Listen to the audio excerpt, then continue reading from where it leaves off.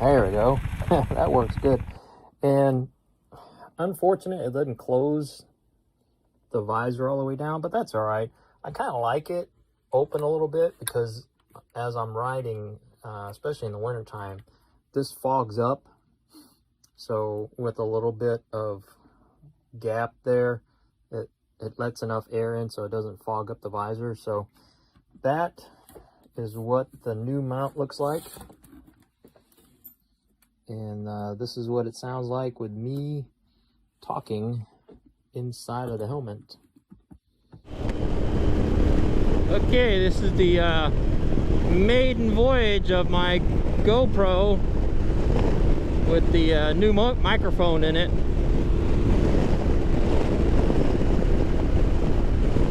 So we'll see what the sounds like. And I've got my heated gloves. I'll talk about those later. And I've got the heated grips, which work great.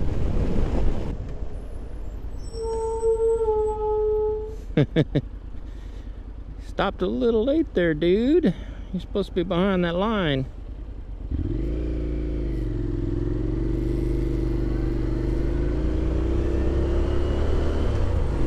So what do we talk about today? Probably a few things, and I'll just edit them as I go along, so you don't have to watch periods of no talking.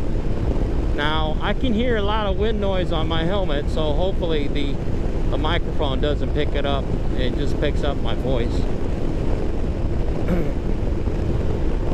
So one of the things I wanted to talk about was every hobby or everything that people do, like drive cars, play golf, shoot guns. Everybody, there's a normal distribution on thoughts and ideology. So I'm not surprised at what I'm about to discuss, but it is something that kind of annoys me a little bit with every hobby or every situation that I've encountered, and that's making fun or criticizing newbies. When I first joined the military, that was the first time I ever encountered the term newbie or noob. I remember just got out of boot camp, and I was in my dress whites, and I was in Millington, Tennessee, getting ready to check in to my living quarters, and carrying my sea bag. And when we're walking down the walkway to the living quarters, and there were two other guys behind me that just got out of boot camp doing the same thing I did.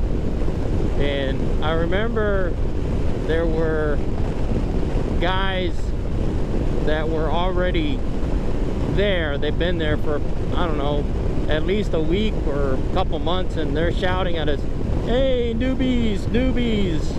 I had no idea what that meant, but given the context of the first time I'm there, I'm guessing, you know, they meant we were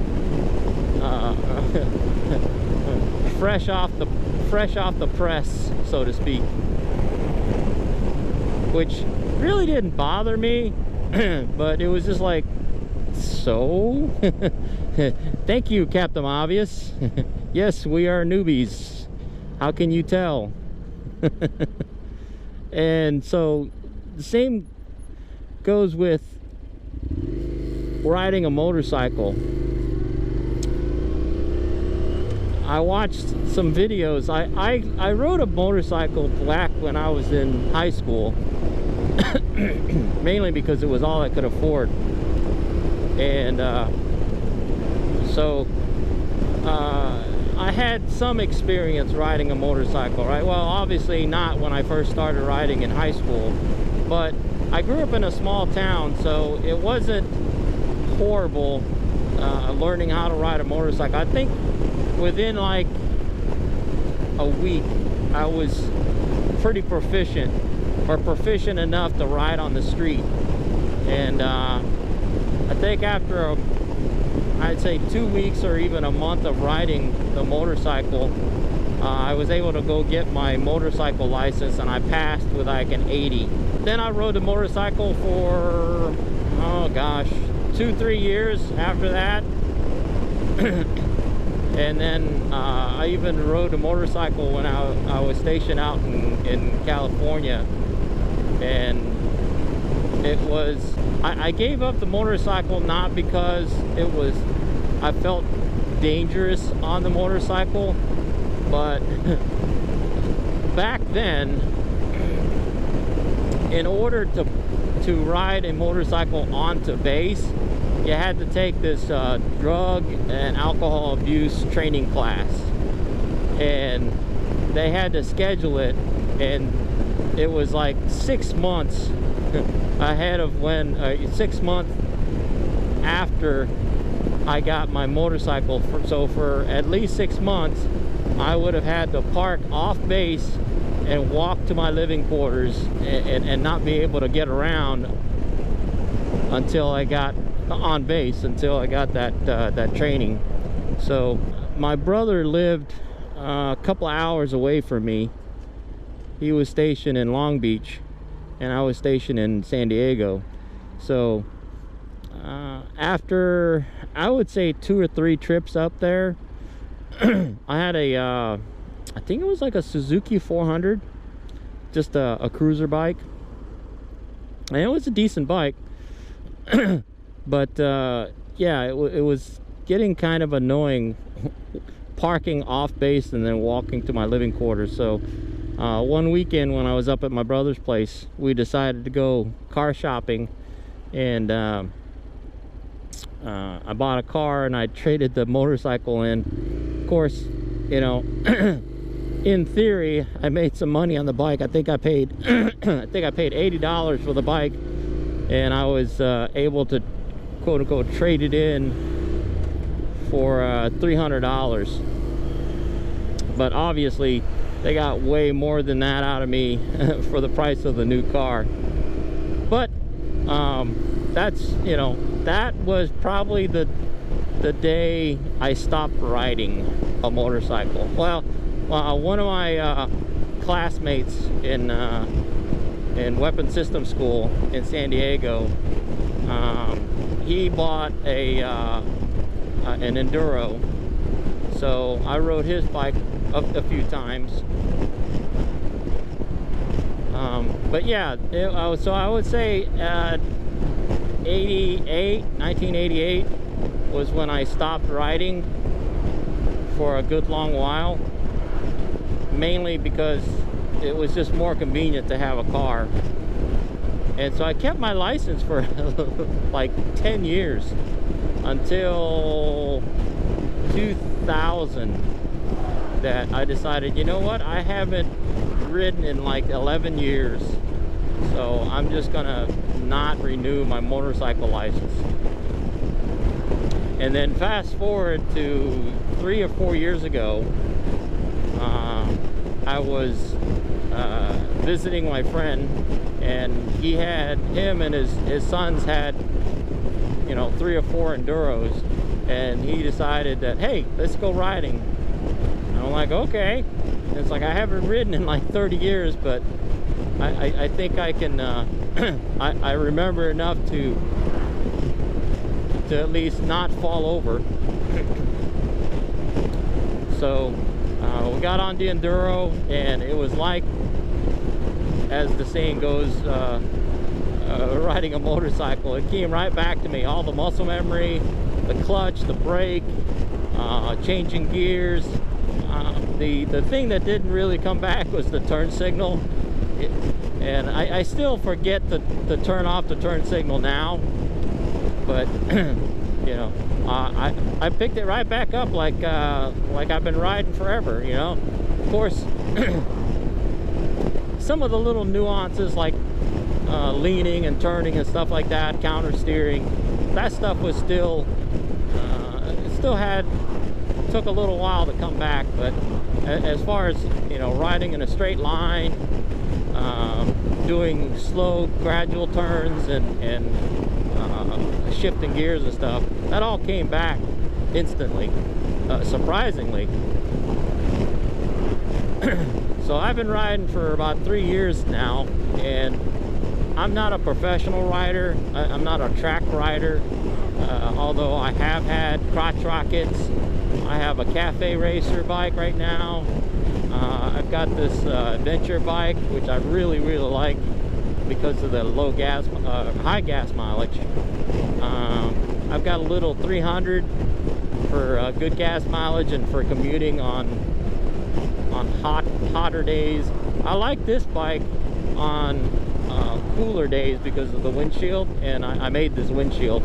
I'll put a link to the video of me making this windshield in the comment section. So riding is very a very personal thing as far as how you ride, how you want to ride, what you ride for. Me, I just enjoy riding, and I would say a vast majority of people who get used to riding a motorcycle or driving a motorcycle find that it is exhilarating. It's dangerous, yeah, it's more dangerous than being in a car for sure, but when you get your mindset on riding, you overlook it for the fun part of riding, the freedom, the feel of the open road, you know, as the ads espouse. So let's get to the point of this video. I don't know why people make fun of new people for anything. New motorcycle riders, new golfers. Well, I guess I haven't heard much about people making fun of new golfers, but new shooters, right? Oh, you don't know this, you don't know that, safety rule this, safety rule that. I get it, you know. Yes, you do want new people to understand safety things, but not in a ridiculing way. You want to you want to teach them, to bring them into the fold. But I've seen videos back to the motorcycle riding where, you know, how to spot a noob, you know, the way they have their foot on the foot pegs, or the way they waddle, or, you know, the way they don't know how to turn, or this and that. We've all been there. Everybody who's ridden a motorcycle has been there, you know. And some of, you know, some of the things that the quote-unquote well-seasoned riders say on these videos, oh, you should do this or you should do that. Yeah, the majority of things they say are true, but some of them are just, in the gun community would say, are FUDs. It might work for you, but it definitely it either doesn't work or isn't that important to another rider, whether they're new or well-seasoned riders. There's a guy, Moto Jitsu. He's a well-seasoned rider. He gives a lot of good tips, and even he says, you know, all the advice that seasoned riders put out, he's like, I don't follow them because they don't mean anything. Especially like where to put your feet on your foot pegs. Supposedly you can tell a new rider by the way they put their feet on the foot pegs, you know.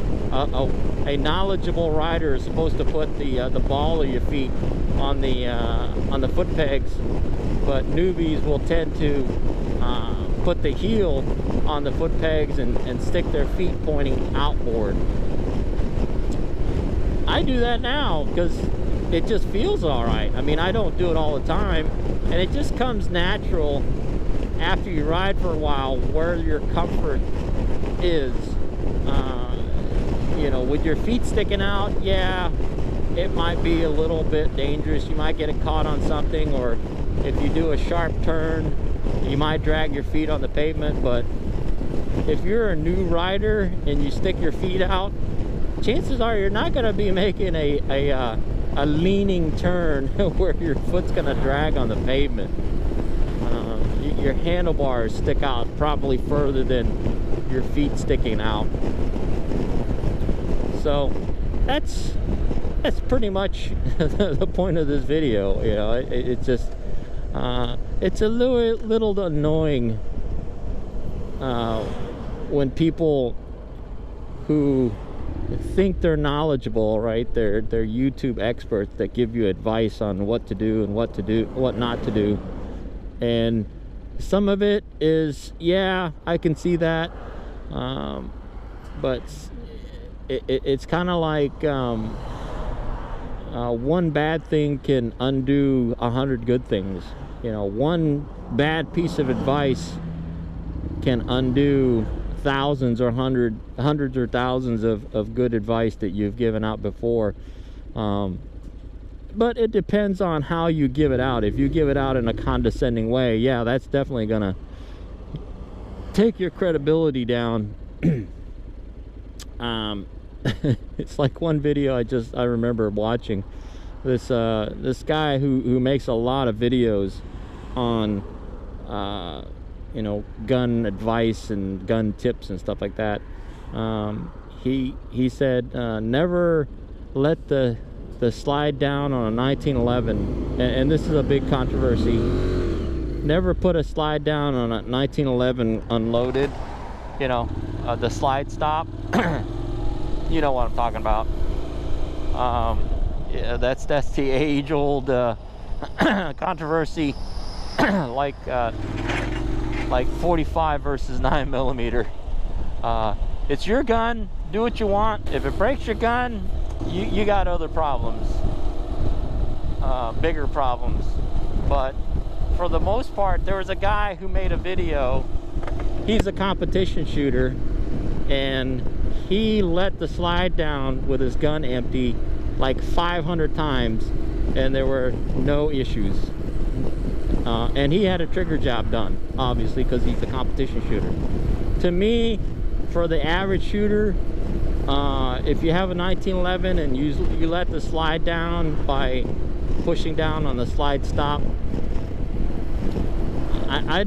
I don't think you'll do it enough to ruin the gun. If anything, you're going to round down the corner, round off the corner of where the slide stop hits the slide. To me, that's more that's more of an issue than breaking the sear. And a lot of those things, yeah, they might have happened back in the day when these things were mass produced with, you know, I mean, literally trying to crank out thousands a day or thousands an hour. There's going to be some missed defects. And it might have happened once or twice. But nowadays, you know, these things are cranked out